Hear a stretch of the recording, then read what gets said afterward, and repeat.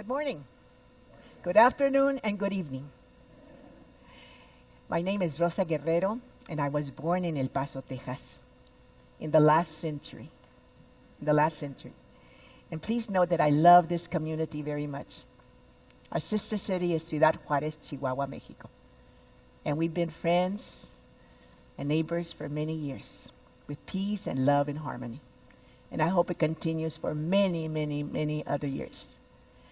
My life is very, very fast because we all live in a fast life right now, especially now. But I'm very happy to be here. I'm honored, really, I'm really honored. But the most important thing that being born in El Paso, this is the largest bilingual, bicultural, binational city in the free democratic world. Just think of that, largest.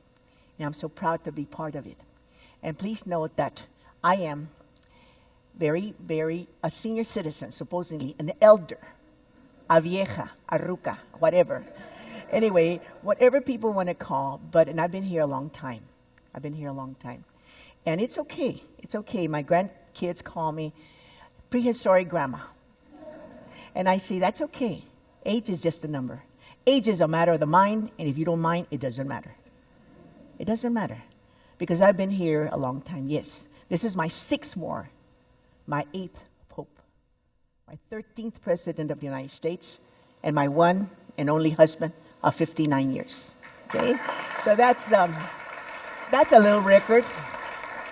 And I'm over the hill and through the woods, but not lost. Sometimes if I get lost, I find myself.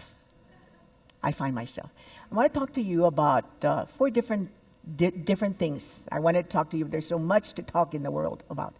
But first of all, Second World War, the 40s with Fort Bliss and Ciudad Juárez, Chihuahua. And then I'm going to talk to you about also our identity, especially my own in El Paso. And then also I will talk to you about what I've done the last 50 years as a dance educator. And then I'm going to terminate with accents and languages. And Ricardo Montalban used to say, accents are wonderful. If a person speaks another language, they have another accent. So accents, we never should put them down, and we do. We have a tendency to put down people because they have an accent, and I think they are unique. They make a person unique. Like Ricardo Montalban says, he or she who has an accent knows another language. Bravo, and that's great. And then, of course, I'm going to start, first of all, I want you to flash back. This is before you were born. All of you are very young and beautiful, but this is 1941, December 7th, 1941, Pearl Harbor Day. I was 7 years old, and Fort Bliss was made the largest military installation in the world. El Paso and Juárez was nothing but a sea of khaki, soldiers, soldiers, soldiers. The economy was really great and thriving in Juárez and El Paso at the time. And of course, I was 7 years old, and I was a member of a dance company, Rosita's Dance Studio. And we used to perform all over the city and in Juárez, and we performed once a month at Fort Bliss and at the hospital too, William Bowman Army Hospital. It used to be called Army Hospital. And I was a part of this company, and our sponsors were the Marcos B. Armijo, VFW Post 2753, the first Mexican-American post in the nation, was established here in El Paso. And they sponsored us. And my mother was a member of the Women's Auxiliary Group. And the women would make the cookies and cakes and goodies for our soldiers and take them tobacco, cigarettes, and of course a lot of the little stationery that they needed. And we performed for them. We were like the Mexican-American Bob Hope show. And all the girls were beautiful. They were teenagers and young adults, and I was the youngest one. And I used to dress like Carmen Miranda and dance for them. I was kind of ugly but cute, okay? But please note that, but I was happy. I was been a happy person all my life. Regardless, we have to be happy, positive every day. And the USO used to sponsor us at Fort Bliss, and the Red Cross sponsored us at the hospital. So we learned a lot through giving, and that's what we should do. Juárez was tremendous. You cannot imagine how beautiful Juárez was. Just beautiful, thriving, thriving. On Sundays, my father would take us to the bullfights. They don't have them anymore. And that's okay because I love animals. I love animals.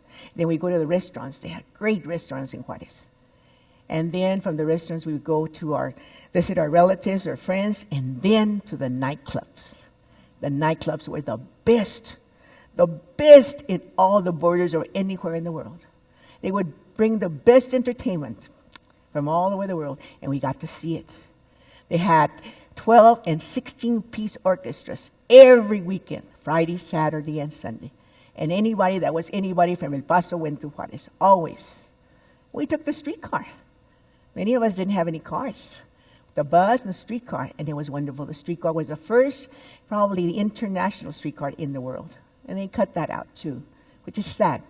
But it was wonderful to really see these entertainers, because you learn by seeing and you learn by doing. I did both. They danced polkas, schottisches, mazurkas, varsuvians, waltzes. They danced pasodobles, rumbas, danzones. They danced tangos and sambas. And I watched and watched. And then sometimes I got to dance with my dad.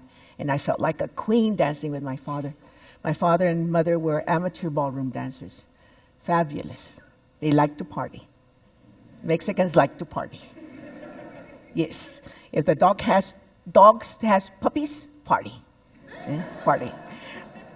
But it was wonderful to see the joy of that and to take the best of the two worlds, the American and the Mexican.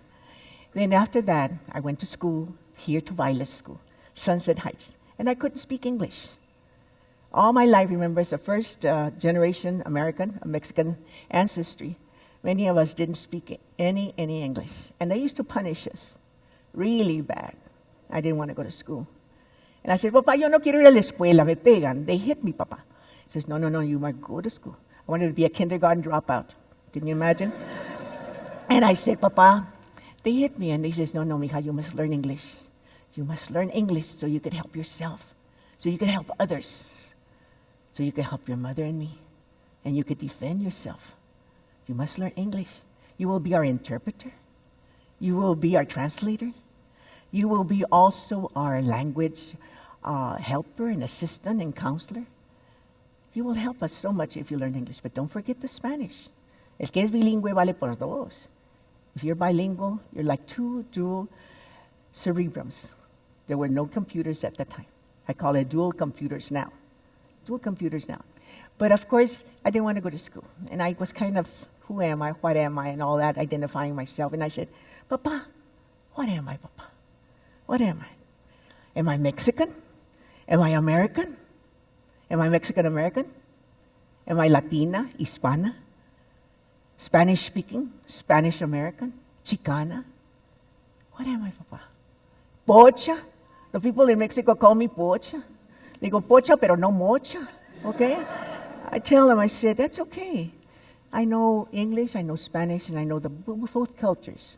So I've lived in two worlds, and I turned into a really a chameleon, a border chameleon, and that's what we are here. We shift our gears to whatever we are. But I asked my father, I said, I know what I am, Papa. I am Indian. I hear the drum beat.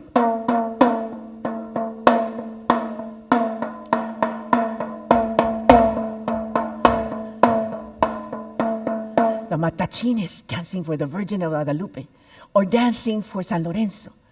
And I think I'm Indian, Papa. The Indian blood comes out of me. And he says, no, mija. You're not Indian. You're just my little girl. I said, no, Papa. What am I? What am I, Papa? And he says, you're my little girl. I said, oh, I know what I am, Papa. Soy española. Ole, ole, sigue oliendo, eh? Soy española. O le das tú, o le doy yo. And he says, no, you're not española. Pero hablo español, Papa. But you're still not española. You're my little girl. You're my little girl. You're Mexican. You're Mexican. And what's a Mexican, Papa? When God made a Mexican, he got an Indian. He got a Spaniard. He mixed them and made delicious guacamole. Wonderful guacamole. And I said, oh, Papa, how beautiful. You're a mestiza, mija. You're a mixture. A mixture. I'm a hybrid rose. And I like that. A hybrid rose. And then, of course, the next years, I wanted to be a teacher so badly, so I wouldn't hit the kids like they used to hit us. I said, I want to be a teacher someday, and I want to turn on kids to love music and to love dance, because that helped me in this world. That helped me. So I started the International Ballet Folklorico, and then I started the intercultural programs so people will understand each other. I said, this is needed in our community, to understand each other, who we are, what we are. We're all beautiful, and we're human beings that are just unique, and we're here on this earth one time and one time only. So we had the Folklorico, and then from the Folklorico we had so many other things. And so I said, well, what am I going to do? How can I teach them? So I said, music and dance. Music is a father, and dance is a mother, and together they create beautiful choreographies. Beautiful choreographies of ballets and operas and musicals and other beautiful performing arts. So music is to me an international language, but so is a dance. So is a dance. And I said, we are all different and beautiful and unique. We are like the notes in a chord of music. If all the notes were the same, there would be no real music, no harmony. Because harmony is based on differences, not similarities. On differences. And we're all different and unique. We're all American. Or we're special Americans of different ethnic and racial groups. And we're all immigrants because we came here for a certain purpose, for a better life, for opportunity and freedom.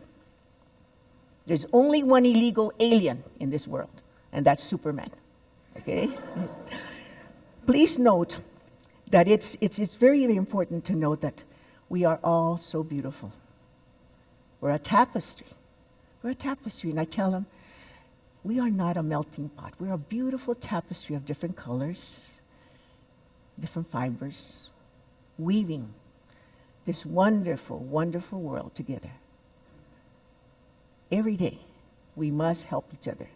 And so I tell the children that we are in this tapestry as we weave the fibers of diversity into a fabric of a beautiful life, of unity, of beauty, and understanding with each other. And that was my purpose. My whole purpose in life has been that, to teach the children that they're beautiful, and they are wonderful, and they can do anything in life. Tell them never, never to stop learning, to go forward, no matter. I tell them my story. I couldn't speak English. I tell them my stories, all the heartbreaks that we've had. We can be the greatest examples and role models to others and help them and lift them up every day. And then accents and languages. They're all so unique. All so unique. In El Paso, what do we speak? English, Spanish, Spanglish or Spanglish. Hispanics, that's my word. Hispanics, someday you're going to see it in the dictionary. Hispanics. And we also speak Calo. Some people speak Calo. Calo is a subcultural language that is very, very unique. And Calo is when the Pachucos talk in the 40s, they had Calo. And it's part of our language here on the border and part of who we are. But we also have accents, all kinds. My father used to say, don't mix the languages. Don't mix them. I said, ay, Papa, pues se me forgot. And my mother used to speak English horribly. I was, pledge allegiance to the flag, proud American, and I was ashamed of my mother. No, vaya al PTA, no la quieren. She called the former mayor of El Paso, Peter de Witter, Piri de Witty. Ay, mamá, no, mamá. Shirley Temple, Chile al tiempo. I said, no, mamá. Me suena igual. It sounds the same. We have all kinds of accents. The lady in the barrio used to sing this song. Rosa, my favorite song is La Mamá de Tony. La Mamá de Tony, what song is that? My mama done told me. La Mamá de Tony. Can you imagine? And that's what we do on the border. We shift our gears to the language and whatever, which is wonderful. I think it's wonderful. But accents are beautiful. Because it's European. Oh, my darling ones, I'm so tired. I can hardly wait to go to bed. Oh, I can hardly wait to go to bed. And then in Texas, what do we do with the English language in Texas? Lord have mercy. If you shoot Texas, you talk like that and walk like a mule, honey. and a governor in Texas in the 20s. You know what he said? He was not too bright. He said, if English was good enough for Jesus Christ, it's good enough for Texas. Yes, look him up. Look him up. Please note that we are all beautiful, and we are part of this wonderful cultural flow. And I want to end with this, because I want you to follow me. You are not children 5, 6, 7, 8 years old, okay? And you're going to follow the leader. That's what I tell the children. We're all beautiful, we're special, and we're unique. You ready? Okay, put your hands ready. I am special. I'm unique.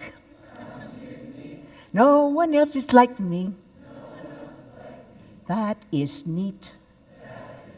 I am special. I'm unique. No one else is like me. That is neat. Tan tararara, tan tan. Thank you. Muchísimas gracias. You all. Gracias. Thank you. Thank you. Thank you.